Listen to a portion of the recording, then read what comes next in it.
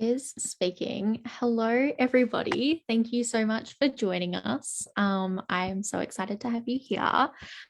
Before we get kicked off, I'd love to discuss some accessibility things for this event.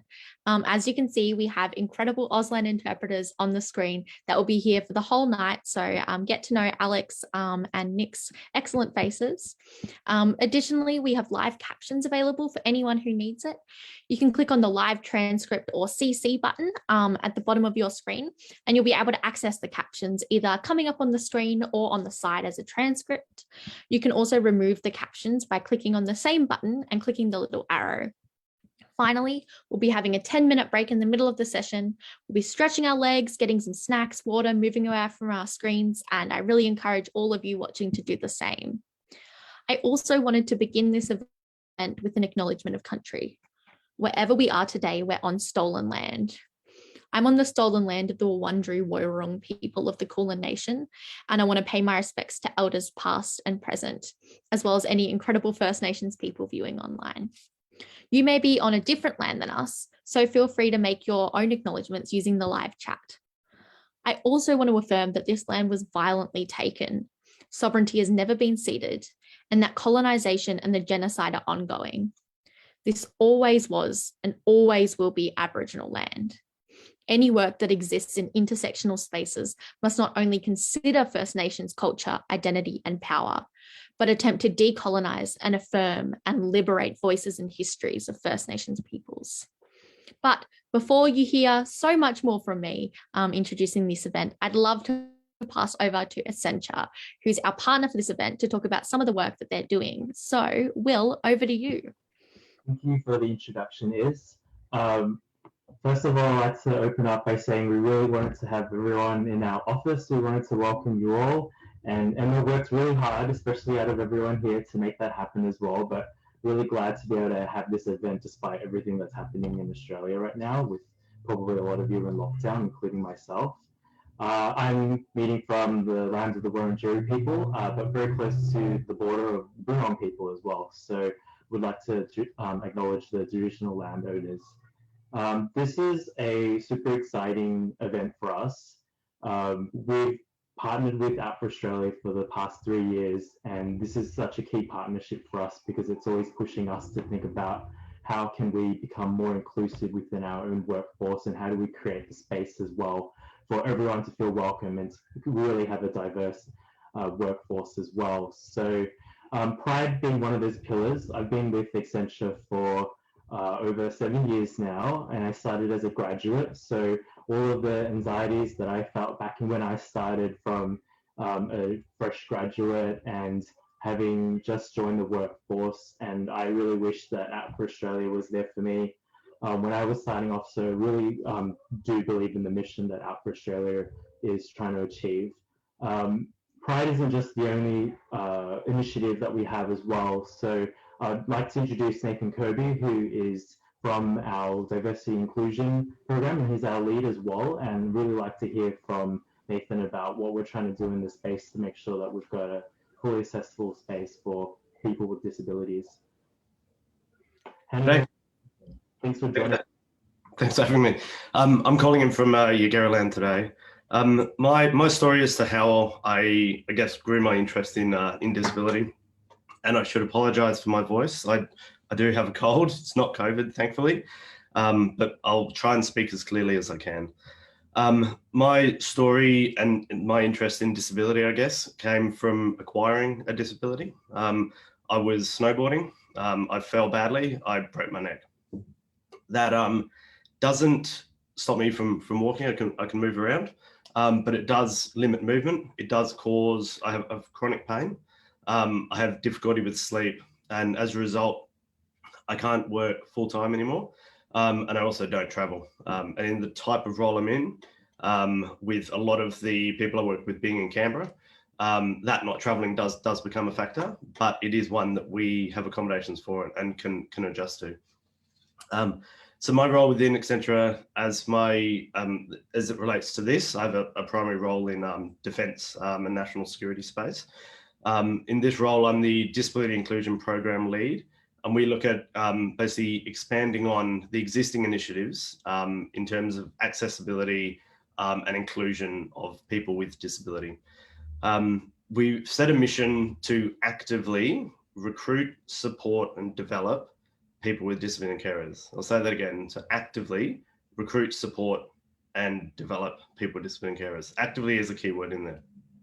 In terms of the support piece, we've got a range of approaches to help support people, I guess central amongst which is the disability accommodation request tool, where you can request accommodations.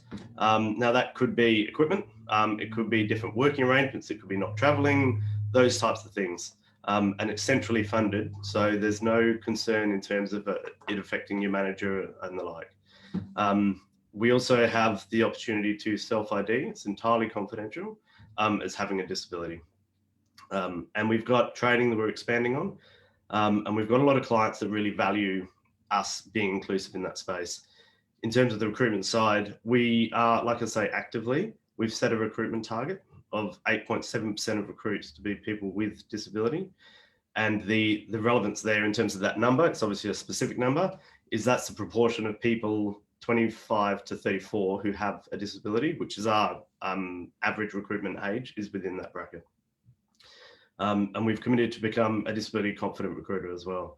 So there's a whole bunch of things we're trying to do there. I think it's really, really good and really supportive and a very conducive environment to come in if you do have a disability to look at. And I think as employers, I think the opportunity for employment is the best form of support and inclusion that an employer can provide.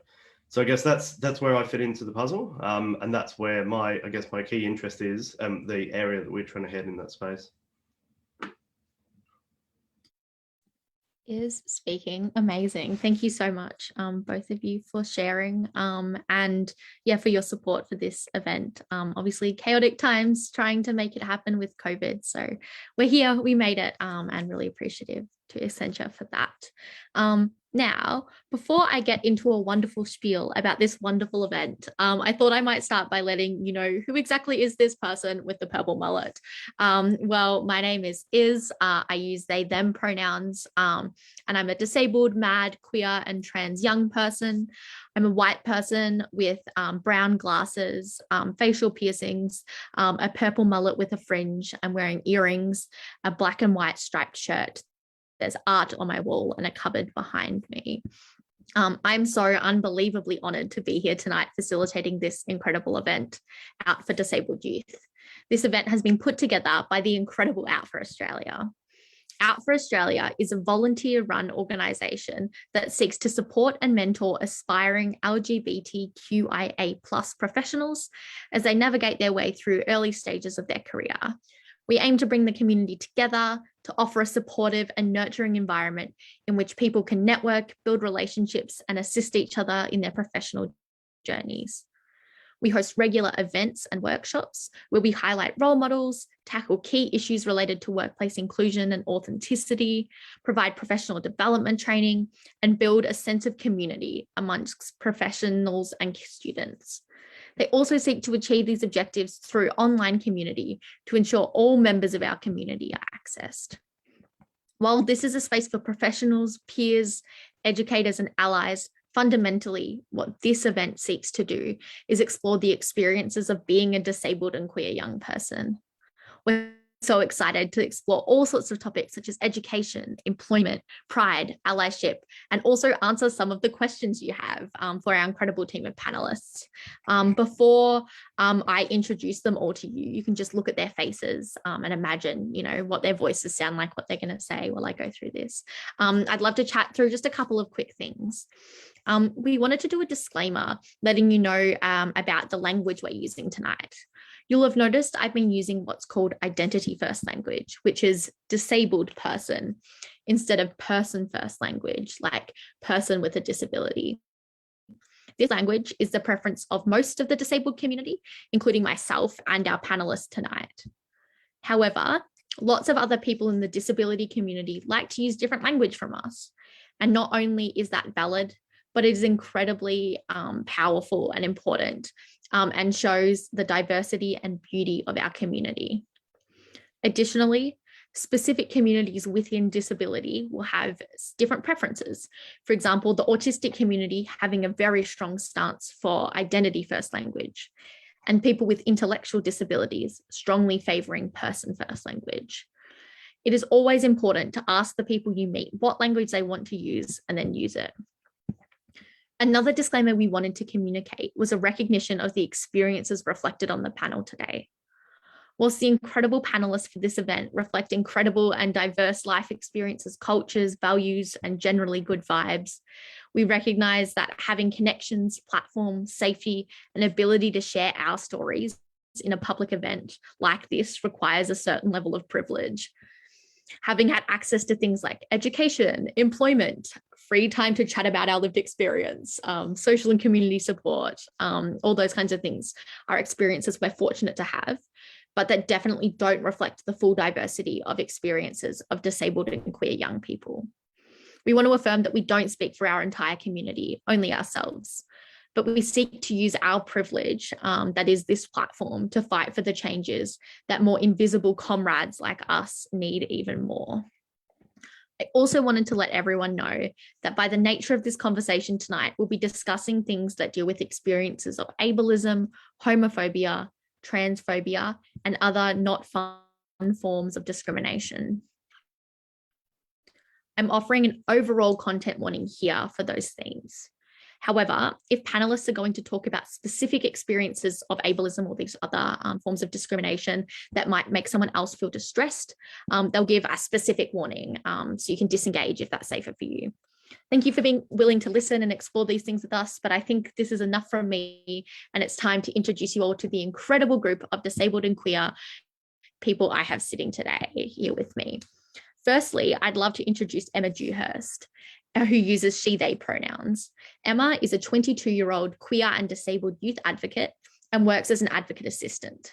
She spends her time volunteering as Equity and Accessibility Co-Director at Out for Australia and is a COVID-19 youth advisor for WIDAS, Youth Disability Advocacy Service, a leadership program co-designer for Women with Disabilities Victoria, and a youth virtual words advisor for Origin.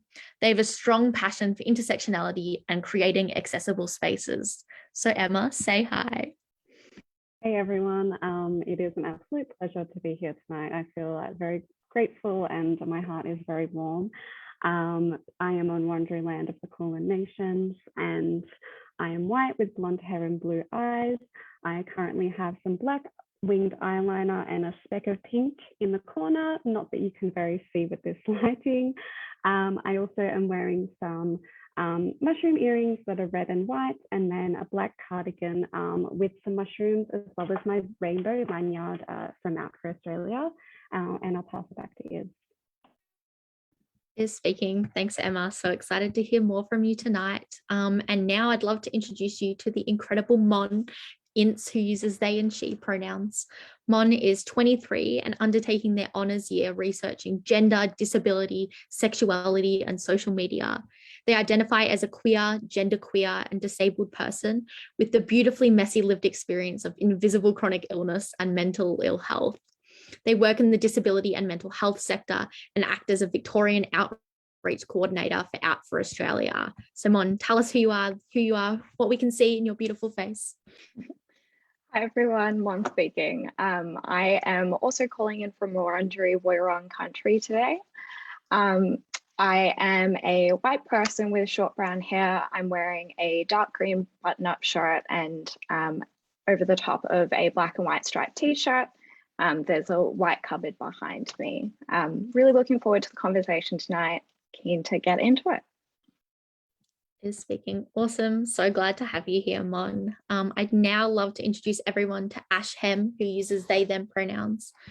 Ash is 22 and spends most of their time working and volunteering in peer support and lived experience spaces, trying to ensure lived experience is centered and heard in all areas of our lives.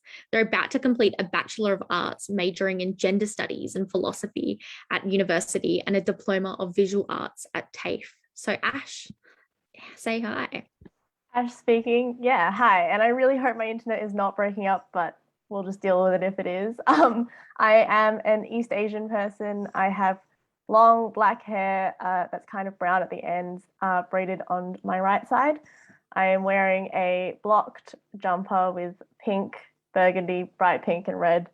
I have artwork on the wall behind me, and I'm very excited for tonight. I am also Wurundjeri country. Is speaking. Incredible. And last but certainly not least, I'd love to introduce everyone to Mac. So Mac Zamani, who uses he, him pronouns, is an 18-year-old queer and disabled youth advocate currently undertaking year 12. Outside of school, he spends his spare time working alongside organizations to improve accessibility, inclusivity, and outcomes for both LGBTQIA+ and disabled young people. Mac, say hello.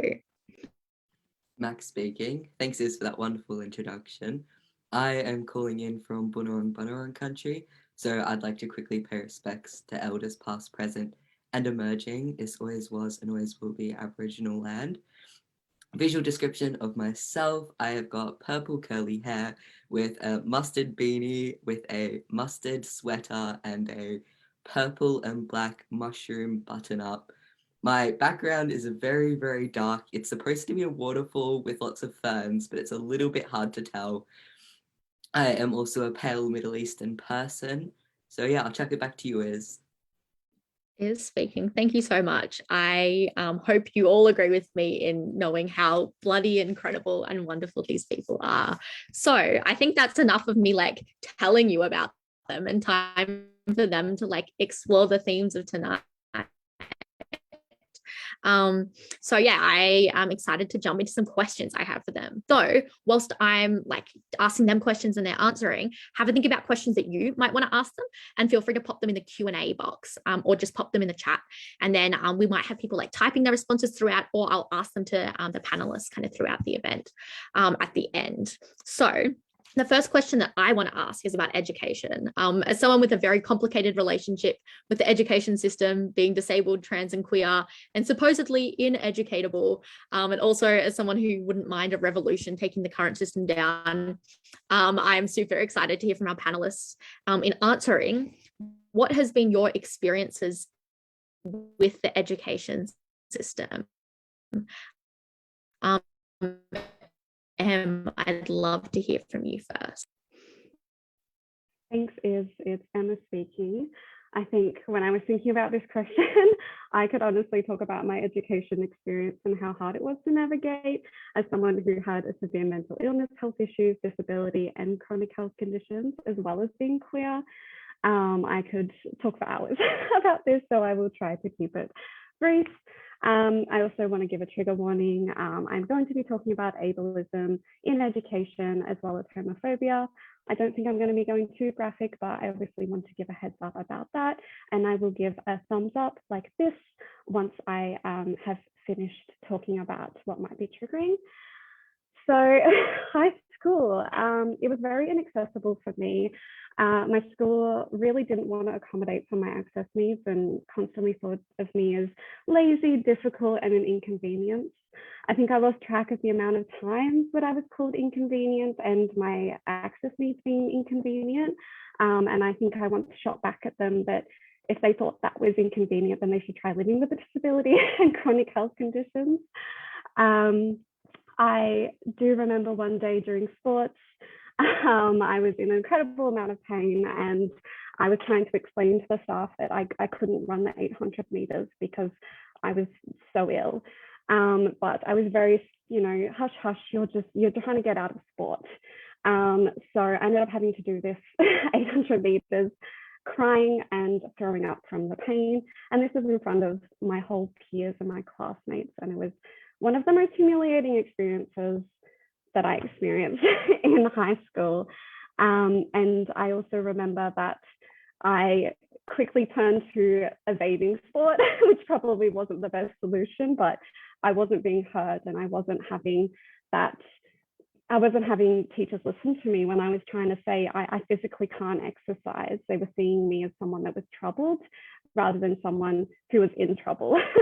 And I think this was just one of hundreds of experiences that I had throughout high school of that disbelief because I didn't look disabled. And I'm using quotation marks when I say that because disability doesn't look a certain way. And I was very questioned as being lazy, like I said before. And because I needed support and additional access needs, my grades sometimes suffered from this, and I was actually penalized for this. And I think what was really difficult was that schools saw my access needs as special. And I also put that in quotation marks as well, because special is also a very loaded gun term that is used against the disability community.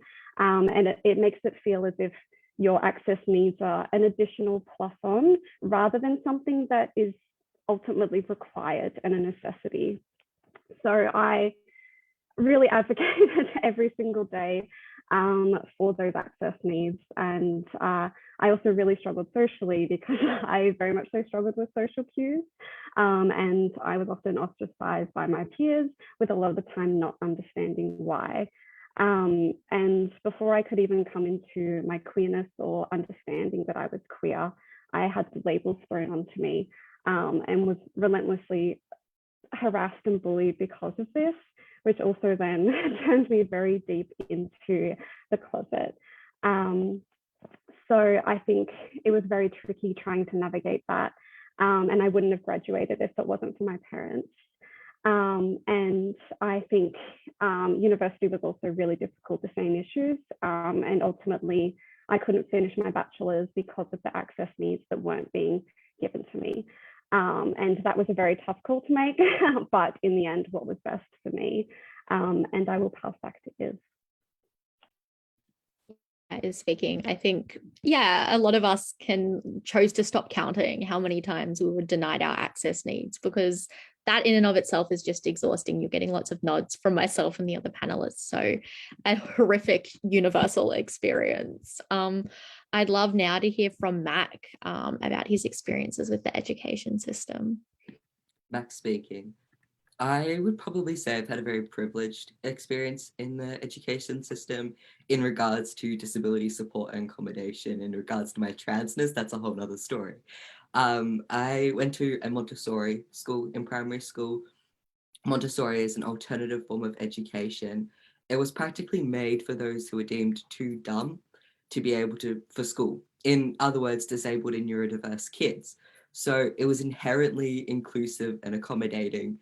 And so my learning disability kind of went under the rugs because it wasn't obvious, since I was in an environment that was so suited for me, as well as there wasn't much bullying around my quirkiness, given that almost every other kid had the exact same quirks. So it was really, really great and really helpful growing up in that environment. It did mean that I didn't have the labels to explain why my brain worked in a different way, which was a little bit harder. But NAPLAN, which I know a lot of us hate, was actually kind of how we realized that there's some little additional stuff going along. So unlike most people, I have to say I'm pretty grateful for it. However, high school was a very different environment. I went to a conservative Christian school, was very traditional, and there was lots of rules. And they were great and accommodating, given that it was a private school. That was one of the reasons we chose to go private instead of public, because they had the capability to help and support me. School was great. Most of the teachers were really great with listening to me, since I was so upfront. At the beginning of every year, when I met my new teacher, I would talk to him after class saying, hey, I have dyslexia. I'm going to struggle in these things. I am not being rude if I don't respond to you because I probably didn't hear or understand you. You're going to have to repeat yourself, not because I'm paying attention, but rather I just completely forgot. And so overall, my teachers are great. I had a couple of teachers who had a grudge against me for missing school, leaving class early, but overall, it was pretty great. It wasn't until last year when I became physically disabled and full-time wheelchair user that drastically changed. I was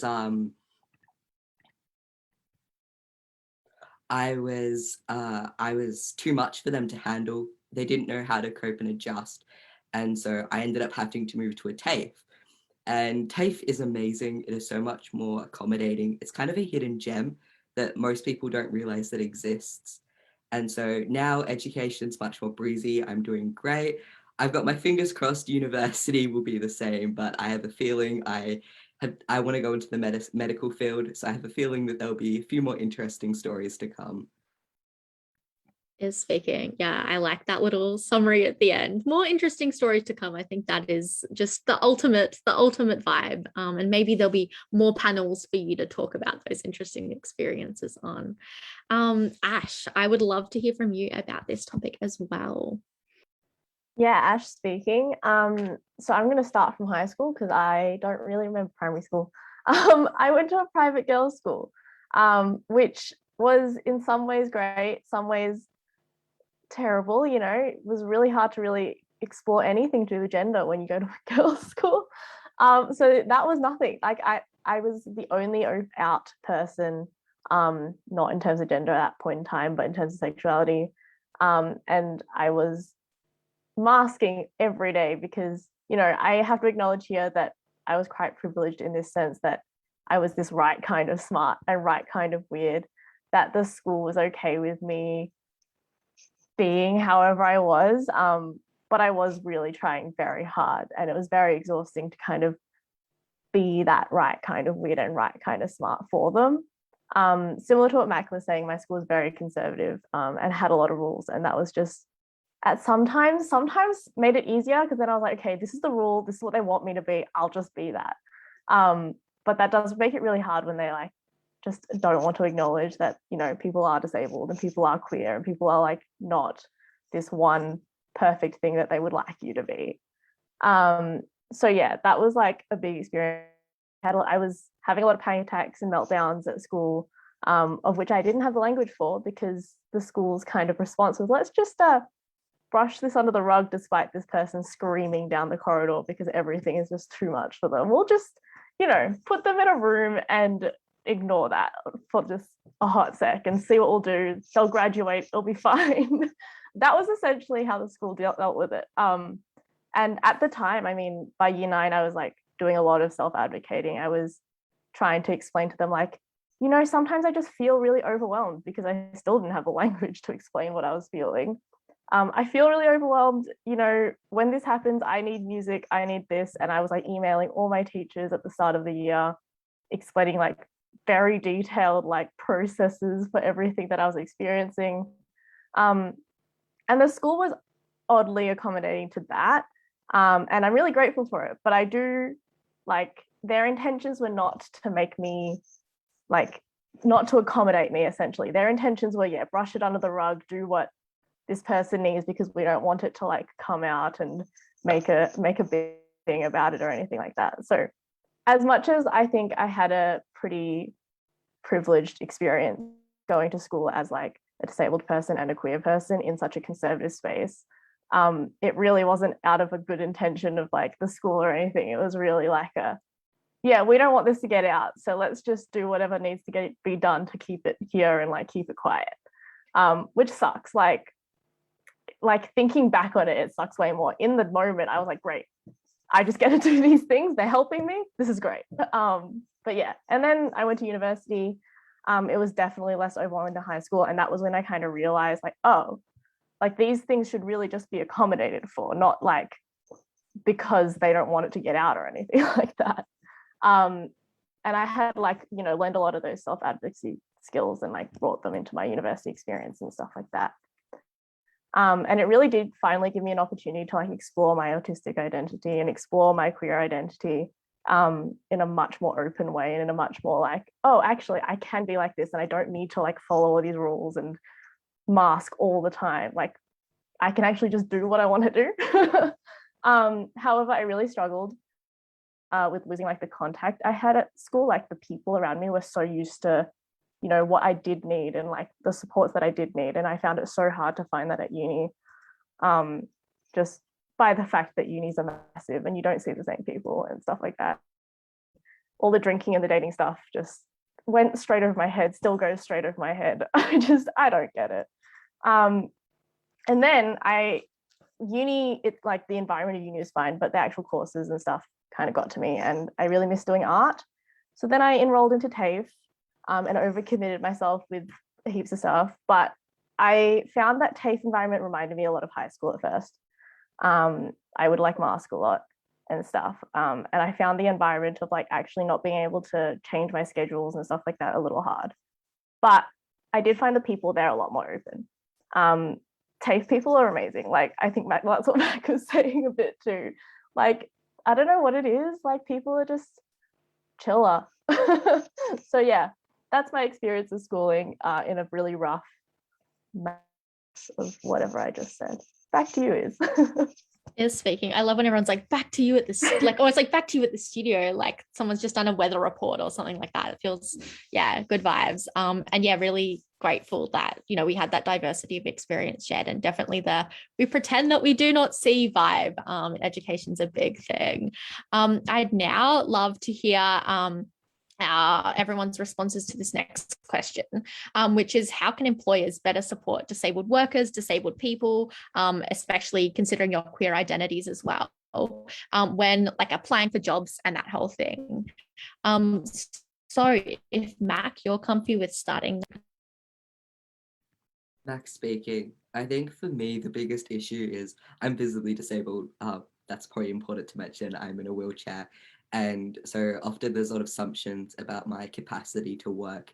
And so often I don't get given the opportunities to work in the way that most kids my age work, because people don't think I'm up to it, which often kind of makes sense given the work opportunities for those under the age of 18 is either working in a grocery store, fast food store, or a retail chain, which is very physically demanding. And so I think my age bracket plays a huge role. So I think something that employers should do that I'd really appreciate is kind of not making those assumptions, having an open dialogue, and also not seeing hiring me as a burden to their business. I'm able to contribute just in different ways, and that is just as worthwhile. Another issue is, for me, I have not legally changed my name. So my resume still has my birth name on it. And I have had multiple opportunities where I'd almost got the job. It was looking great until I handed in that resume, and everything that I'd said on that resume, I have told them apart from my birth name. And boom, the conversation changes just like that. Oh, sorry, we can't hire you. They come up with some excuse. And so I think that's probably the biggest barrier. People don't want to hire trans people in a job position that requires interacting with customers, as they believe that customers will no longer want to buy stuff from them if they hire a trans person, which is highly problematic. And I kind of wish employers would kind of take a moment to think about that and really see the implications that me being trans does not represent anything on their organization. It doesn't mean anything.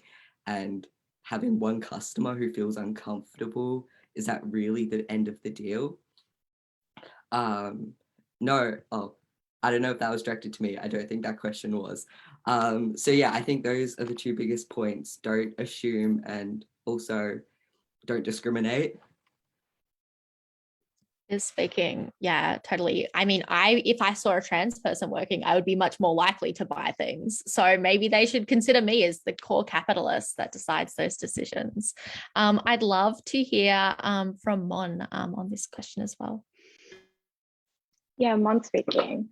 I think for me, three kind of main points come to mind. I think the first one is, number one, don't make assumptions. You know, a lot of, like, I have invisible disabilities and have experienced a lot of, yeah, just assuming that I am, because I'm young and appear healthy and I, you know, go to school and I do work, that must mean that I am fully okay. And the reality is there's a lot of work behind the scenes that goes into making sure that I can participate and do those things that bring me joy. So as an employer, but also as a colleague as well, you know, if somebody's taking off extra sick days, all of those things, don't assume that they're just doing it for fun or whatever reason you would. The second thing is, you know, you should respectfully be asking your employees how you can best support them. And this really should not be left to, this shouldn't be happening just when somebody who is disabled enters and pushes you to consider your employees. This caring should be the default as an employer. Ultimately, whatever organization or business you're working in is only going to benefit from you caring for your employees, right? So yeah, definitely should be the default. The third thing that I wanted to say is, obviously, if you see discrimination, whether that's around disability, trans identities, LGBTQ more broadly, speak up. This isn't okay anymore for people in positions of power to just let things slide. You as an employer set the tone for the culture of the workplace in general. So you cutting in and saying, you know what, that's not on, is going to have a massive impact, even if maybe you don't think that it necessarily would. I think that's it for me. Speaking, yeah, I think those are some really tangible steps that people can just be like, bang, bang, bang, the bare minimum, but we did it. So that's super helpful. Thanks, Mon. And I would love to hear from Ash as well. Yeah, Ash speaking, and I am gonna just skip some stuff because we are a little bit behind time, and I second everything that Mac and Mon said. So I actually just have like a couple things that I'm like, these are like practical things that I would love to happen, just the general thing, and they both pretty much just be upfront. So be upfront about like the accessibility of workplace, like put photos, videos, access keys, all of that, just make those really available. To be upfront about the adjustments you could offer someone, so like working from home, alternative spaces, breaks, whatever. And yeah, make that an ongoing thing, like be upfront about that as things change, as like if someone's employed, check in, maybe make it a 4-month process. Every 4 months you have a little survey thing that someone can put in. Just make it part of the process and make your like employment like environment really upfront about what you can do and what you potentially can't do for whatever reasons, because then people can actually have the space to work out whether that space like is something that they can work with, what they are able to do with it, and yeah, that stuff. So yeah, that's my really fast, really quick tip. Is speaking. So essentially be accountable and do the bare minimum also. Yes, we love to see it. That's amazing. Yeah, so thank you so much everyone for those answers on those first questions. We're going to actually have a quick break now, reset, get excited, think about some questions you want to ask the panelists during the break. I think Em wanted to chat through a little spiel about something exciting Out for Australia is doing, but if everyone could return here in 10 minutes, so we'll say 7:49 p.m, which I popped in the chat. Let's do this thing. But yeah, go have a break. Thank you so much, Liz. It's Anna speaking.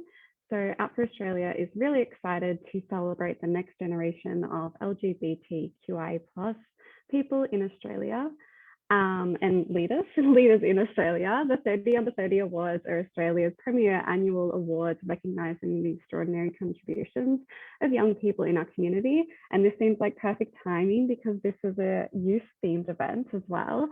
We are shining a light on inspiring role models nationally who are making a tangible contribution to bettering the life of LGBTQI+ people in Australia, demonstrating success in their field and living with authenticity, courage, and resilience as they demonstrate the qualities of leadership.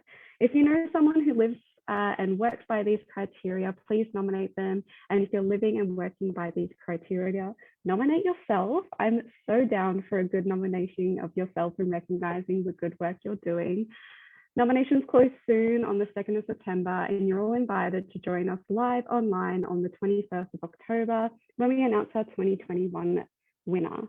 So get the ball rolling on that. It's very easy. I just did today. I nominated someone and it took me 10 minutes.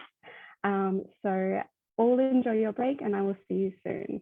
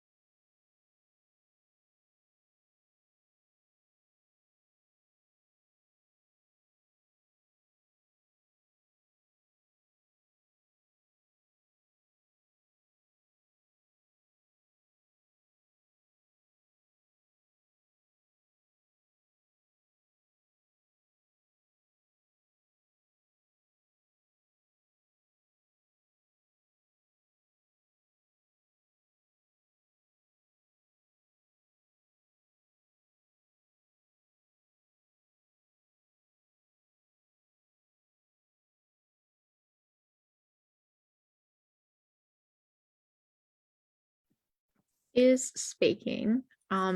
If you can hear my voice or see my face or see the captions moving, it's time to head back in for the rest of this wonderful session. I am super excited to make it all happen. So we'll just wait for everyone to get back. I know during my break, I had some iced Bobos because, you know, I just wanted a very queer looking snack. So I went with that. Incredible. So yeah, people can ease back in if you want. Please, like at home, like hopefully you're in bed and cozy and with animals and snacks and stuff, but also same goes for the panelists. Do your thing, be comfy. That's what this space is about. I'll ease us into this next question that I have for everybody, which is I'm going to find the actual question because I want to make sure I get it right, because otherwise I'll just ask them whatever I want to ask them. So kind of that. Groovy. So this next question is, what has been your journey with Pride, specifically discussing like disability queerness and also both. So I might ask Mon first if they're happy to share. Yeah, Mon speaking. Yeah, so my relationship with or journey with disability pride is actually very much entangled with my journey with sexuality. So for me, you know, I basically knew that I was queer from a very young age. When I was alone, my Barbies and Sims were all queer. Yeah, so it was a good time. But basically, I didn't develop this kind of outward sense of queer pride until late high school, early university, once I started openly dating women and other queer people. Yeah, and I guess turning to Instagram and online communities was a really big part of instilling that pride, like hearing and seeing other role models in the community fully embracing their authentic selves gave me the confidence to do that for myself. And it wasn't until probably a few years ago when my health kind of declined that I started questioning whether I, you know, potentially fit into the idea of disability identity. Yeah, and it was really confusing for a while. I was quite isolated for a period of time. You know, I couldn't see my friends. I nearly had to drop out of university. I was struggling a lot. And basically that during that time, I was reminded of my, you know, the path that I had taken with sexuality looking to Instagram. So I kind of did that again with disability and learnt all of this amazing vocabulary from people and, you know, turned to podcasts and heard people's firsthand experiences overcoming internalized, you know, ableism and how everyone's sort of like queer identity is intermingled with that. And after that door was open, oh my gosh, like there was no turning back. The community is incredible. You know, these amazing panelists, you know, my friends, like you just, once you start opening yourself up to the other people in that community, it's just, yeah, you feel like you really can do anything. But I think with Pride, you know, you can't not talk about internalized ableism and queerphobia and transphobia because they just come hand in hand. And it's not a linear process. It's not like one day I just got over it and now all I experience is pride, you know. It's a difficult thing. And it's something that is an ongoing negotiation on a daily process. And I think because my disabilities are invisible, it was hard for me to get to that point where I felt like I was able to claim that word, particularly growing up in an environment that very much associated it as a negative. So yeah, it's always been difficult because I do so much as well. Like I study, I volunteer, I'm an ambitious learner. I do art. I fill all of my time pretty much doing all sorts of things that bring me so much joy. And I felt like that meant that I couldn't possibly be struggling, and that obviously comes with a lot of privilege. But I think the flip side of that is reminding yourself that you're still able to claim that term. If you feel disabled, you are disabled. And yeah, I think now I am so filled with pride, but I'm still struggling with the internalized stuff, but I'm sure everybody else is experiencing the same thing. So that's it from me. Is speaking. Yeah, I think the pipeline from gay Barbie kissing to speaking on this panel is pretty iconic, and maybe a lot of people can relate. I certainly can.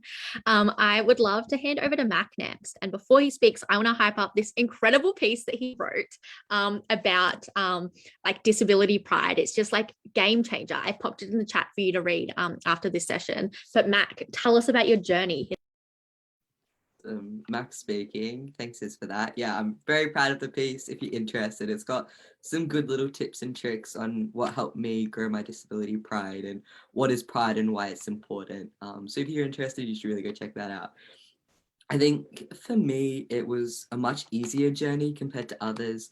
Growing up, I had a diagnosis of auditory processing disorder, and I knew there was something else. So I kind of knew I was disabled, but didn't call myself disabled because I didn't realize that was the word to use. And to be honest now, and it's kind of a loaded gun, but when I was little, I kind of referred to it as my superpower. Which it can also be a little bit offensive when you refer that to a disabled person in general. But, you know, at a 5-6-year-old, that's kind of how you interpret the situation. And so I never really had strong internalized ableism. I felt a bit uncomfortable with the fact that I couldn't read or I couldn't write, and I was a bit embarrassed, but it wasn't really ingrained. As well as then when I became physically disabled, it was just before lockdown started. So for the majority of that time, I was in a safe, supportive environment surrounded by either queer or disabled, mostly queer and disabled people. And so I didn't face a lot of external ableism to then internalize. And I got introduced to amazing disabled advocates such as Carly Finlay and Chloe Hayden really, really early on, which was super helpful to be able to grow my disability pride. I was a little kind of on the fence, but for me, I go down the street and everyone calls me disabled. It's very obvious. And so it was never a word I felt like it wasn't in my place to reclaim, which I'm very grateful for, because knowing me, if it wasn't a word others referred to me, I would have really struggled. And so I think that that's a huge privilege that I had, as well as I can't remember who, it was probably a TikToker who made a post about disability saying it's the same thing as queerness in regards to pride. And kind of that reshaping it was kind of like a groundbreaking moment of, oh my gosh, it is the same. I'm prideful of my transness. Yes, it makes life much more difficult and I have a bunch of obstacles, but I love that part of who I am. So therefore, I should just have the same attitude towards my disability. That makes it sound like it was a really easy thing, but I think that was kind of the key moment. I kind of realized, oh, okay, this is how it is. Was really, really helpful. And I think that's one of the good things about having intersecting identity, that you kind of work through all of the similar issues for one identity. It's very easy to then copy and paste that over to another identity. Speaking, I like that copy and pasting description, because if only it were that easy. I'm so good at a Command C, Command V, but alas, pride is not that easy. I would love to hear now from Em about what they feel about this whole vibe of pride. Emma speaking. I have been nodding my head profusely this whole time because everything is just speaking volumes to me, especially Mom's experience. We have very similar experiences in invisible disabilities, and I think we have very much so bonded over that. So when I was young, I was diagnosed when I was about 15 or 16 with my first health condition. And I was very like, it's a health condition. I wasn't even recognizing that it was a chronic health condition in the first place. So I was completely not even attached to disability, even though I required I required access needs, I needed support, I needed, I had just different levels of being able to do things and like those types of things. And I think I was really seen as someone that was fragile, which I am a bit fragile, but on one hand, I was seen as very fragile. On the other hand, I also wasn't taken seriously. So I was very much stuck in this limbo with not knowing how to identify and being a bit stuck in who I was. And I think my journey to disability pride, much like the others, was very intertwined with my queer pride. I definitely pushed down for years and thought I needed to look and be and act a certain way to fit in. As I spoke earlier, I had a lot of bullying and I tried to fit the standard cookie cutter and I couldn't hack it. I was struggling. It was just an absolute mess and I hated it as well. It was absolutely miserable. And I think I had one of my dearest friends recommend me to join Out for Australia, which I did, into the diversity inclusion team, and that's where I started my queer journey. And then not long after that, I started my disability journey. But it wasn't until the start of this year that I met some of these amazing people in a disability working group that I really began to embrace my disability. And I think recognizing that understanding my disability made me understand just my whole self so much more. And it made me so much more confident, like extremely more confident. And I think I've done way more things than I could have ever imagined 6 months ago, 12 months ago. And I think 15-year-old Emma couldn't dream of all the things that I'm doing right now. And that's purely because of the pride that I have and the acceptance that I have. And that exactly, again, was something that was really, really difficult as well. I think it was a lot of time, one step forward, two steps back, and constantly repeating that process. And it's still a struggle today, especially being chronically ill. There's days where I hate my body and I hate that it can't do certain things. But at the end of the day, I, have so much to bring because of my disability. And I have so many amazing qualities because of it that non-disabled people wouldn't have or wouldn't experience. And I think that's a really big key thing as well. And I'll pass back to Iz now. Is speaking. Thank you so much. I'm getting all the like excited ticks about talking about pride because it's so complicated, but it makes me so happy that we're all on this journey together. So the last question that I have for everybody before we hear some questions from the crowd is what can non-disabled people do in their everyday life to be a better ally? So big question, short answers, but like we're starting the conversation here. So I'd love to hear from Ash first. Ash speaking. Yes, quick and snappy. I will just highlight like the usual advice. Please educate yourself, listen to queer disabled folks, especially people from marginalized, like other marginalized backgrounds. And secondly, pay them, find their Venmos, find their PayPals, send them money. If they make things, buy their things. Like you have to support people that you're getting education from. But I actually have a little more of a like obscure point that I wanted to say was that think about identities for yourself, because so many like cis-abled people never have to think about like gender or being an abled person. And like if you think about it, you're more like you can actually empathize with people. Like if you actually have thought about like what that means to you, what does your gender mean to you? What does being straight mean to you? What does being abled mean to you? And like think about it and genuinely like, reflect on it and see how it like affects your life and where you actually things. And you'll find privilege and you'll find things like that. And like that's where you can really bring allyship in as like an action from those kinds of like reflections. Yeah, that's my thought. Speaking. I love that. We love a bit of a niche response. And yeah, definitely viewing allyship and like, yeah, privilege not as the lack of marginalization, but the benefit of privilege and using that power for sure. I love that. I would love to hear from Em about what they think people can do to be better allies. Hi, Emma speaking. Definitely reiterating everything that Ash said, but also don't tell me I'm not disabled because I don't look disabled in quotation marks again. I said this earlier as well, but it's just hurtful and invalidating. And it also reinforces this idea that disability looks a certain way. And I think it's really important that we reevaluate how you see disability and challenge your own thinking around it. And I think that's one of the best things that allies can do. And I sort of touched on this before, but avoid language like special needs and differently abled and diverse abilities. Again, there was a big movement in the early 2000s to use this language, but it was out of non-disabled people's comfort rather than disabled people's discomfort.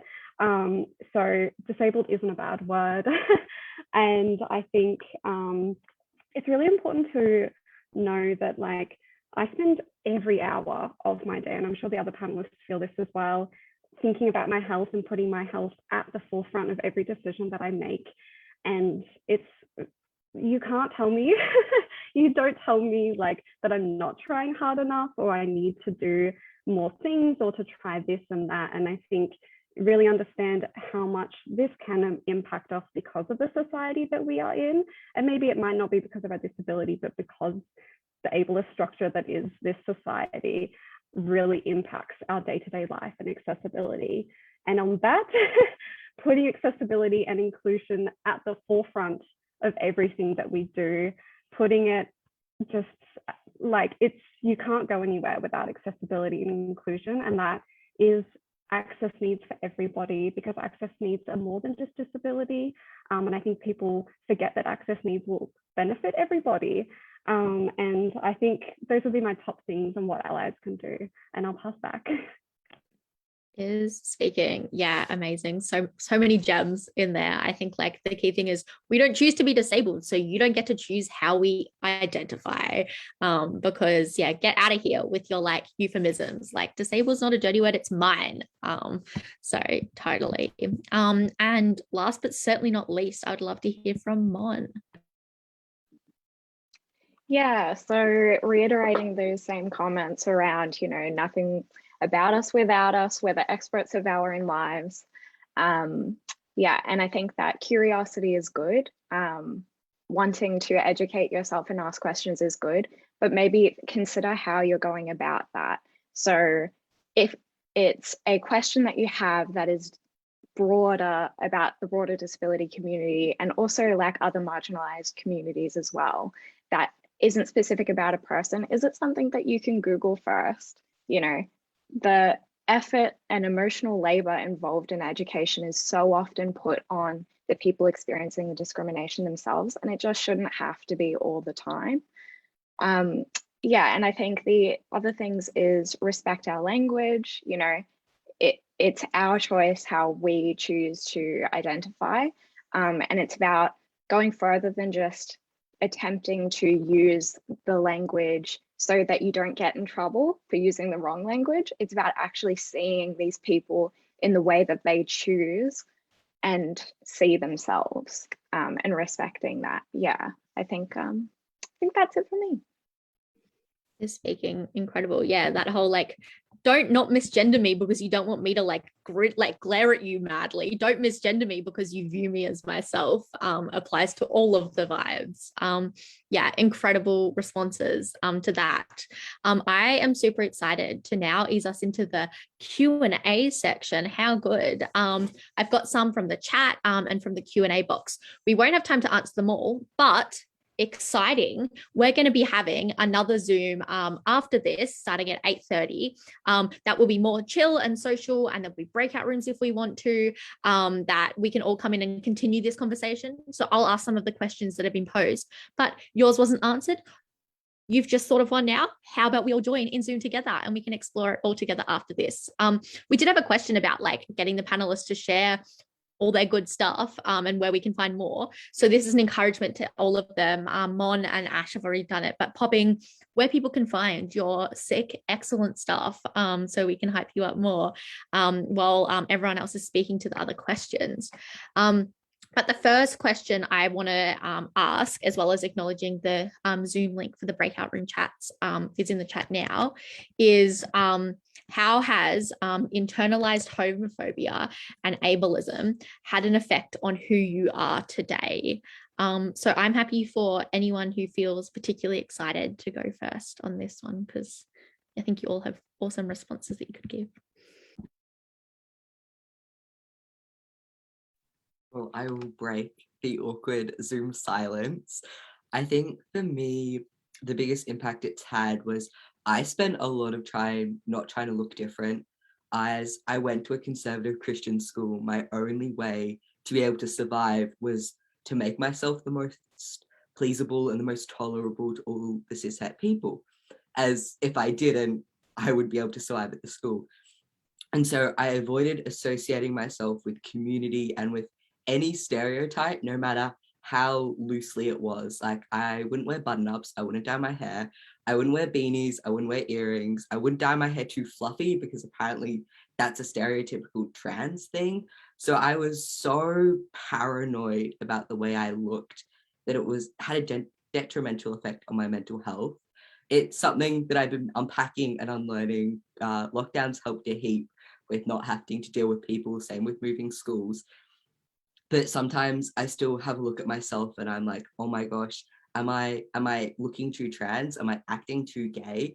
Like, I am so hyper aware on how anything I could do could affect others.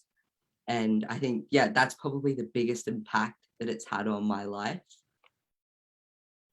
Yeah, speaking definitely that, like, forced to suppress ourselves so that other people don't do it for us, I think is definitely a thing. Did maybe one person else want to explore this topic as well? I think, Emma speaking, that I touched on this a little bit before, but I think it just really damaged my self-esteem. And I think, touching on what Max said, there's nothing like, you feel like like the whole like, oh, am I being too gay? Am I being too trans? When in reality, that's not a thing. You can't be too gay or too trans, but you're made to feel that way. And I think there is just, I was so depressed because I couldn't embrace who I was and be happy and proud about it. And I think that's the simple line of it, that I couldn't be happy. And I felt like I wasn't authentic and I couldn't enjoy anything that I was doing because I was so clouded with this idea that I wasn't being true to myself, and I wasn't, I just wasn't happy. Yeah, speaking, it's a time for sure. I think a lot of people think, oh, well, you must think about being disabled all the time, you must think about being queer all the time. It's like, I mean, it's fun and I am both of those things, but maybe I just want to like exist and be a person without having to think, oh God, am I being enough? Am I not enough? Am I too much of all of those things? So I think just internalizing all of the extra world nonsense for sure. I have another question I'd love to hear from the panel about. So specifically talking about the Australian healthcare system, how can medical practitioners or the system as a whole change to positively support like your experiences as like queer and disabled young people? And I'll give a preemptive content warning around just the medical system mistreatment, bad vibes, I'm assuming. So disengage if that's not something for you, and I'll do a thumbs up when the entire question is over. But is there anyone who's keen to jump in first? Yeah, I'll go. Emma's nodding. So some things that I feel pretty passionately about in terms of the healthcare system is a lot to do with like assumptions around both assumed heterosexuality, assumed cisgenderedness, which is not always the case. And when you're going into places like medical clinics, emergency departments, you're already putting yourself in a position of vulnerability. You're standing in front of somebody asking them to help and assist you.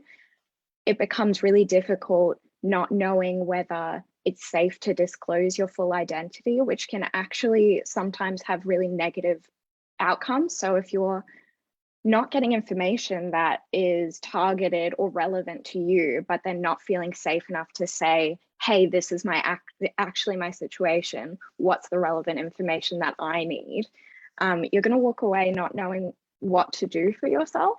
So I think healthcare providers need to be getting ahead of those questions, introducing yourself with your pronouns, or, having signage around and making it like actively known that you are a safe person, that you're not going to be judged if the patient wants to disclose, that you're a safe environment for that to happen, so that you can work together and get the best healthcare possible, which is ultimately what that relationship should be aiming to do.